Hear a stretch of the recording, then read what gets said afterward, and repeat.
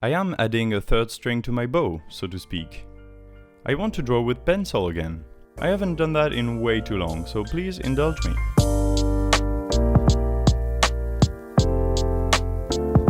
Well, hello there, I'm Detroit. Pencil is a difficult tool to work with, at least for me. It's unruly, it leaves behind a lot of marks and blurs easily. It's also very much harder to control than anything else in my arsenal. Maybe it's for the lack of confidence, but I never had the thought of making a video with a pencil drawing. However, I am hungry for knowledge and skill. I want to learn, and I want you to learn with me.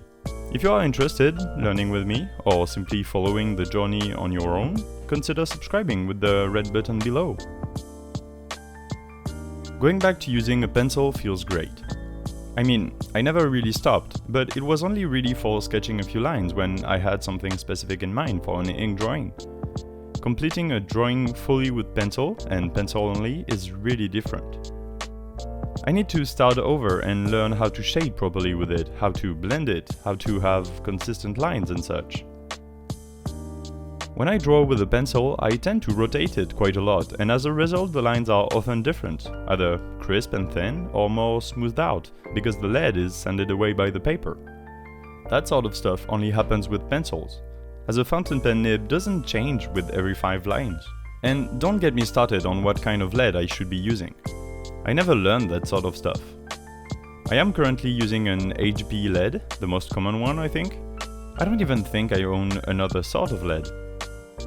H stands for hard and B for black, that much I know of, I think. 2H is harder than HB and the lines are crisper and lighter, and 2B gets darker and less crisp. The H and B scales go really far as well, as you can find 9H or 9B LEDs, I'm sure. And yep, I just googled it and that's about right. So that is something I need to learn to use as well. I have some ideas for drawings I can't quite imagine in something other than pencil. Things I don't want to do digitally and that I wouldn't be able to do with ink. Like shading plays a big role in it, but erasing is also a big concern. One of the reasons I draw abstract doodles with ink is because you don't need to erase to have better lines. Doing something realistic with ink is completely out of my comfort zone unless I sketch it extensively before, and even then one line will mess up the whole thing. However, because I've been doodling abstract things so much, I feel like my hand has much better control over my tool than before, which is why I can now semi-confidently start using pencil for drawings that I will be posting online. It might just be all the mental block I have, maybe I shouldn't read too much into that. But again, that's part of the learning curve and learning process, which is why I still want to tell you all about it. The picture you're watching me draw is called Welcome Home, because that's just what I write in the corner at the end. There's not much reason behind the title, it just felt right at the time. Maybe I'm welcoming pencil into my life again, or just because I'm drawing buildings. As you can see, I started this drawing with very simple perspective lines. Because I want a mumbo-jumbo of rectangular and square buildings on top of one another, perspective is important, or else something is definitely not right and your eyes are attracted to it like a fly on a white wall. Instead, I am actively directing your attention to the central building in the bottom, which is the only one with an angle that doesn't quite match the others. The 2 towers are also more eye-catching than the rest. I won't lie, I didn't have much time to draw this and make this video. I'm having a friend live over at my place for a week, and with him and work at the same time, my schedule is completely off. Why am I telling you that? Because I originally wanted to spend a few more hours on this to clean it up a bit, draw more windows and balconies on this sort of strange modern apartment complex, and like shade it too, probably. And maybe I will do that eventually when I want to draw but don't feel like starting something new. If that happens, you can be sure I will be uploading the results on my Instagram at d3_sd, whose link is in the description down below. I'll never tell you that enough. There are drawings I do without filming them, and Instagram is the only place you can see them at, so go follow me there, okay?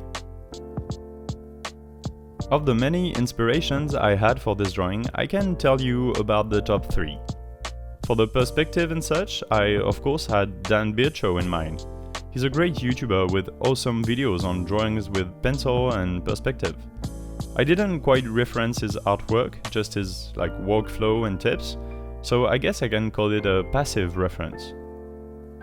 To be opposed to an active reference, what I call an artwork that I directly pick stuff or ideas from. That would be the house in the game What Remains of Edith Finch, or what I picture from the books by Lemony Snicket, a series of unfortunate events. The buildings in my drawing resemble more an apartment complex, but the way the different shapes are put together to form a single structure is based on that. When I do pencil drawings in the future, I'll also have to figure out how to clean up the drawing in Photoshop to make it appear on screen right now. Maybe the optimal parameters for my cameras to film the drawing process too, as pencil is much softer and less contrasting on paper than the ink I'm used to. Man, I have so much work to do, but I'm in a great mood. It feels good to use a pencil. Subscribe to see me struggle in the future, like this video if you want me to continue with pencil drawings, and tell me in the comments something that you love but haven't done in a long time and why. I'm Detroit and I'll see you in another video. Bye!